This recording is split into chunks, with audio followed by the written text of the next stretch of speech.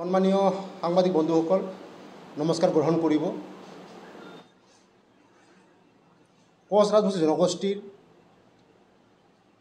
আৰ্থিক, ৰাজনৈতিক, সাংস্কৃতিক আৰু সামাজিক দিশটো শক্তিশালী কৰিবৰ কাৰণে আজিৰ পৰা কেইমাহমান আগতে এখন আমি সমাজ গঠন কৰিছোঁ, কোচ ৰাজবংশী সচেতন সমাজ। আৰু কোচ ৰাজবংশী সচেতন সমাজে ইতিমধ্যে আমাৰ কোচ ৰাজবংশী জনগোষ্ঠীৰ বিভিন্ন সমস্যাৰ আজিক লৈ আমি ৰাইজৰ লগত বিভিন্ন ধৰণে আমি আলোচনা মিলিত হৈছোঁ। ইতিমধ্যে আমাৰ কেইবাজাগীয়া আলোচনা আমাৰ হৈ গৈছে, ৰাইজৰ লগত আমি আলোচনা কৰিছোঁ। আৰু যিহেতু আমাৰ সচেতন সমাজত কোচ ৰাজবংশী জনগোষ্ঠীৰ ৰাজনৈতিক বিষয়টো সন্নিৱিষ্ট হৈ আছে, এই ক্ষেত্ৰত যিহেতু সমাগত BTC নিৰ্বাচন আহি আছে, তো আমি সচেতন সমাজৰ ফালৰ পৰা ইতিমধ্যে আমি আলোচনা কৰিছোঁ, ৰাইজৰ লগত বহিছোঁ। ৰাইজৰ লগত বহি আলোচনা কৰাৰ পাছত আমি সিদ্ধান্ত গ্ৰহণ কৰিছোঁ। কাৰণ BTC নিৰ্বাচনত আমি এইবাৰ BTC 40টা সমষ্টিৰ ভিতৰত 5টা সমষ্টিত আমি আমাৰ বিজেপি দলৰ পৰা প্ৰাৰ্থিত্ব বিচাৰিছোঁ। আৰু এইকাৰণেই বিচাৰিছোঁ, চাওক আজি BTC গঠন হোৱাৰ পিছত আজি BTR হ'ল, আজি 25টা বছৰে সিহঁতে শাসন কৰি আছে। তো আমাৰ এই ক্ষেত্ৰত আমাৰ কোচ ৰাজবংশী জনগোষ্ঠী BTCত বসবাস কৰা বহুত জনগোষ্ঠী মানুহ আছোঁ, যাত আমাৰ দ্বিতীয় সংখ্যা গৰিষ্ঠ আমি BTCত, কিন্তু আমাৰ তথাপিতো এজন জনপ্ৰতিনিধি নাই। এইটো খুব দুৰ্ভাগ্যজনক কথা। কাৰণ কোচ ৰাজবংশী জনগোষ্ঠীৰ পৰা এজনো জনপ্ৰতিনিধি নথকাৰ কাৰণে আমাৰ যিখিনি বেদনা, যিখিনি সমস্যা আমি ভালকৈ সমাধান এতিয়া হোৱা নাই। আৰু এই ক্ষেত্ৰত আমি আমাৰ সন্মানীয় বিজেপিৰ সভাপতি লগতে সন্মানীয় মুখ্যমন্ত্ৰী ডাঙৰীয়াক আমি লগ কৰিছোঁ। আমি বাৰম্বাৰ কৈছোঁ যাতে আমাক কমচে কম এইবাৰ 5টা সমষ্টিত যাতে আমাৰ মানুহ মানে বিজেপি দলৰ পৰা প্ৰাৰ্থিত্ব প্ৰদান কৰি বুলি আমি বাৰে বাৰে আবদাৰ কৰিছোঁ।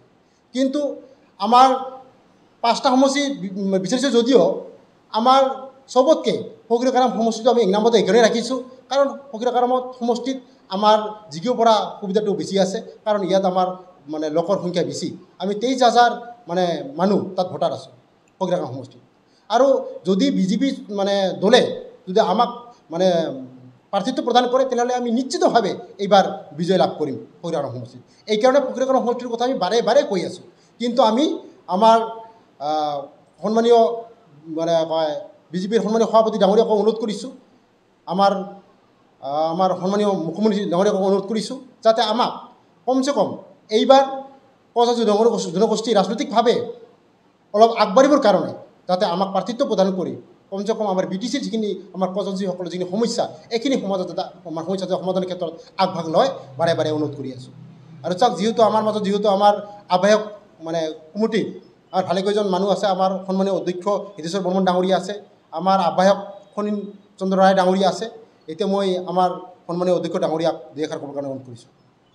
সচেতন সমাজ, কোচ ৰাজবংশী সচেতন সমাজ কিয় গঠন কৰিবলগীয়া হ'ল বা ৰাইজৰ বিপুল দাবীত আমি বিভিন্ন দিশত আমি আলোচনা কৰাৰ প্ৰয়োজনীয়তা বোধ কৰি আমি সামাজিকভাৱে যিহেতু কিছু দায়িত্ব আমাৰ আছে, আৰু সেই হিচাপে বিভিন্ন আমাৰ শিক্ষাবিদ বা বিভিন্ন দল সংগঠনে একত্ৰিত হৈ আমি এটা থিৰাং কৰিছোঁ যে সচেতন সমাজে কিছু পদক্ষেপ আমাৰ লোৱাৰ প্ৰয়োজনীয়তা আছে। যেনেকৈ ভাৰত চৰকাৰে যিহেতু ইতিমধ্যে জাতি গণনা, এই কথাখিনিও আমি ৰাইজৰ মাজত সুন্দৰভাৱে আমি গণনা কৰাৰ ক্ষেত্ৰত, জাতি গণনাৰ ক্ষেত্ৰত আমি এতিয়াৰ পৰা সচেতন হ'ব লাগিব। কোচ ৰাজবংশীসকল সামাজিকভাৱে আমাৰ কিছু দায়িত্ব আছে, ৰাজনৈতিকভাৱে কিছু দায়িত্ব আছে, এইবিলাক কথাও বিস্তৃত আলোচনা কৰি আমি এই সচেতন সমাজে আমাৰ কিছু কৰণীয় কাম আছে, আৰু সেই হিচাপে আমি আগবাঢ়িছোঁ।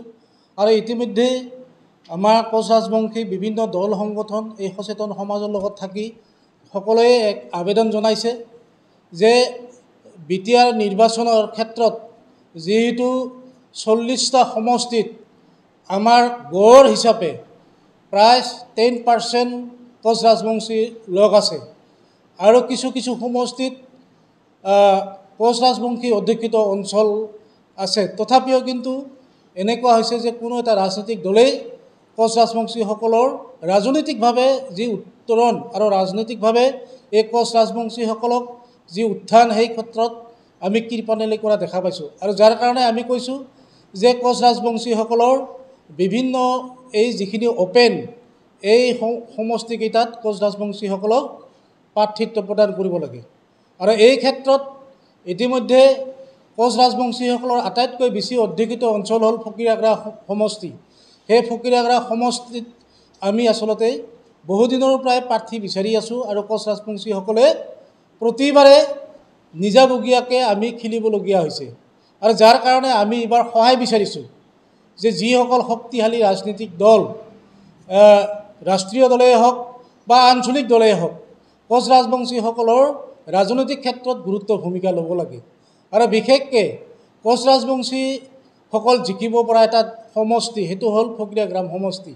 ঠিক তেনেকৈ আমাৰ থৰিবাৰী সমষ্টি আছে, ঠিক তেনেকৈ আমাৰ মদৈবাৰী আছে, গুমা সমষ্টি আছে। এই সমষ্টিবিলাক আমাৰ কোচ ৰাজবংশীৰ মানুহ যথেষ্ট আছে। কিন্তু কি কাৰণত আমাক বাৰে বাৰে এই ৰাজনৈতিক ফালৰ পৰা আমাক আচলতে ধ্বংস কৰাৰ বা আমাৰ ৰাজনৈতিকভাৱে আমাক উত্থান হ'বলৈ দিয়া নাই। সেইকাৰণে এইবাৰ আমি প্ৰতিটো দল সংগঠন একত্ৰিত হৈছোঁ। এই সচেতন সমাজত সকলো দল সংগঠন ইয়াত জড়িত হৈ আছে আৰু যাৰ কাৰণে যিকোনো প্ৰকাৰে কোচ ৰাজবংশীৰ এজন আমাৰ প্ৰতিনিধি এইবাৰ যিকোনো প্ৰকাৰে আমাক লাগিবই, এই দাবী আমি জনাই আছোঁ। আৰু সেয়েহে বিজেপি চৰকাৰকো আমি ইতিমধ্যে আবেদন জনাইছোঁ। আমাৰ অসমৰ কোনোবা দল বা ব্যক্তিৰ লগত আমাৰ কিবা মতমালিন্য এইটো আচলতে নহয়। এইটো হ'ল কোচ ৰাজবংশীৰ এক স্বাভিমান আৰু এইটো হ'ল আমাৰ গণতান্ত্ৰিক অধিকাৰ। এই অধিকাৰ বিচৰাটো আচলতে কাৰো বিৰোধী নহয়, কাৰো বিৰোধীৰ ওপৰত আমি যোৱা নাই। আমি বিচাৰিছোঁ, আমি যিহেতু এই অঞ্চলত আমাৰ যথেষ্ট সংখ্যক কোচ ৰাজবংশীৰ লোক আছে, সেইকাৰণে আমাক ৰাজনৈতিক অধিকাৰ হিচাপে আমাক প্ৰদান কৰিব লাগে। আৰু যাৰ কাৰণে আমি কিছু পৰিকল্পনা আমি লৈছোঁ। আৰু যদি এই ক্ষেত্ৰত কোনো ৰাজনৈতিক দলে আৰু বিশেষকৈ যদি বিজেপি দলেও এই ক্ষেত্ৰত গুৰুত্ব ভূমিকা নলয়, তেনেহ'লে আমি দুটা অপশ্যন লৈছোঁ, এ আৰু বি। এই অপশ্যনটো হ'ল আমাক প্ৰাৰ্থিত্ব কোচ ৰাজবংশীক তেওঁলোকৰ দলীয় ফালৰ পৰা তেওঁলোকে যাকে নিদিয়ক কিয় আমি সেইটো মানি ল'ম, কিন্তু আমাৰ কোচ ৰাজবংশীসকলৰ আমাৰ প্ৰাৰ্থিত্ব প্ৰদান কৰিব লাগিব। আৰু যদি নকৰে, যদি আমি বিচৰা মতে যদি নহয়, এইটো আমাৰ এ প্লেনিং। বি প্লেনিংটো হ'ল যদি তেওঁলোকে আমাক প্ৰদান নকৰে, তেনেহ'লে আমি নিজাববীয়াকৈ এই প্ৰচেষ্টা আমি ল'ম আৰু ইয়াৰ কাৰণে আমি ইতিমধ্যে একত্ৰিত হৈছোঁ। এই ক্ষেত্ৰত আপোনালোকৰ জৰিয়তে আমি আহ্বান জনাব বিচাৰিছোঁ, যিহেতু গণতান্ত্ৰিক দেশ হিচাপে আমি কোচ ৰাজবংশীসকল ইয়াৰে ভূমিপুত্ৰ আৰু ইয়াৰে আমাৰ ৰাজনৈতিক যদি অধিকাৰ খৰ্ব হয়, তেনেহ'লে এইটো আমাৰ কাৰণে চৰম লজ্জাজনক কথা। আৰু এইটো হয়তো ৰাজনৈতিক দলে আমাক আচলতে এই ক্ষেত্ৰত গুৰুত্ব ভূমিকা নলয় বুলি এইটো স্পষ্ট হ'ব। সেইকাৰণে এই বিষয়টোত আমি গুৰুত্ব সহকাৰে লৈছোঁ আৰু আপোনালোকৰ জৰিয়তে এই কথাখিনি আমি জনাব বিচাৰিছোঁ। আৰু এইখিনি হ'ল আমাৰ কোচ ৰাজবংশী সচেতন সমাজৰ মূল দাবী। আৰু ইয়াৰ ভিতৰতো আমাৰ বিভিন্ন ধৰণৰ সামাজিক কিছুমান কাম আছে, শৈক্ষিক দিশত, ৰাজনৈতিক দিশততো ক'লোৱে, আৰু আমাৰ সাংস্কৃতিক দিশত বিভিন্ন দিশত আমি এতিয়া কাম কৰিবলৈ আৰম্ভ কৰিছোঁ। কিন্তু এটা বিষয়ত নিশ্চয় এটা কথাই আমি বিচাৰিছোঁ, কাৰণ এটা ৰাজনৈতিক দল হিচাপে যিহেতু আজিৰ বিজেপি দল এটা শক্তিশালী দল, তেওঁলোকে বিভিন্ন জনগোষ্ঠীৰ মানুহক তেওঁলোকে প্ৰাৰ্থিত্ব প্ৰদান কৰে, কিন্তু আমাক কিয় নকৰে? আমি কি দোষ কৰিছোঁ? আমাৰ আটাইতকৈ য'ত চাব যে হিন্দু হিচাপে আটাইতকৈ কোচ ৰাজবংশীৰ লোক বেছি য'ত আছে, তাত আমাক কিয় দিয়া নহয়? আৰু তেওঁলোকৰ জিকাই নিয়াৰ দায়িত্ব আচলতে তেওঁলোকৰ।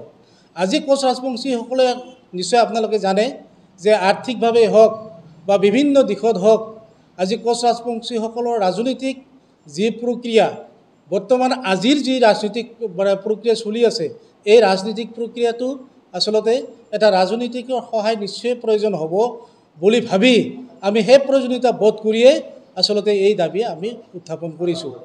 আৰু সেইকাৰণে আমি কৈছোঁ যে আমাৰ শক্তি আছে, আমাৰ শক্তি আছে।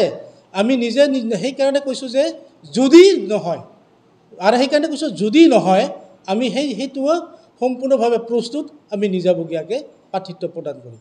যদিহে বিজেপি দলে নিশ্চিতভাৱে আমি সেইটো বিচাৰি আছোঁ আৰু কোনোবা যদি তেনেকৈ আগবাঢ়ি আহে নিশ্চয় সেইটো বিচাৰিম। কিন্তু যিহেতু শক্তিশালী হিচাপে এই মুহূৰ্তত, কাৰণ ৰাষ্ট্ৰীয় পৰ্যায়তো বিজেপিৰ এটা দল শাসন ব্যৱস্থা চলি আছে আৰু আমাৰ ৰাজ্যিক পৰ্যায়তো এটা শাসন ব্যৱস্থা চলি আছে আৰু এটা দেখা পাইছোঁ যে BTC নিৰ্বাচনৰ ক্ষেত্ৰতো বিজেপিয়ে বিশেষ ভূমিকা লৈছে।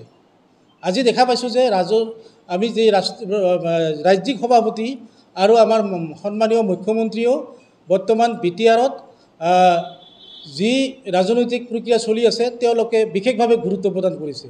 এই ক্ষেত্ৰতে যিহেতু তেওঁলোকে উঠি পৰি লাগিছে, সেই ক্ষেত্ৰতে আমি ক'ব বিচাৰিছোঁ যে এই ক্ষেত্ৰত উঠি পৰি যিহেতু লাগিছে, কোচ ৰাজবংশী অধ্যুষিত অঞ্চলত কোচ ৰাজবংশীসকলক আচলতে তেওঁলোকে প্ৰাৰ্থিত্ব প্ৰদান কৰিব লাগে আৰু এইকাৰণে কৰিব লাগে আমি এই অঞ্চলৰে ভূমিপুত্ৰ আৰু সেইকাৰণে আমি এইটো দাবী জনাইছোঁ।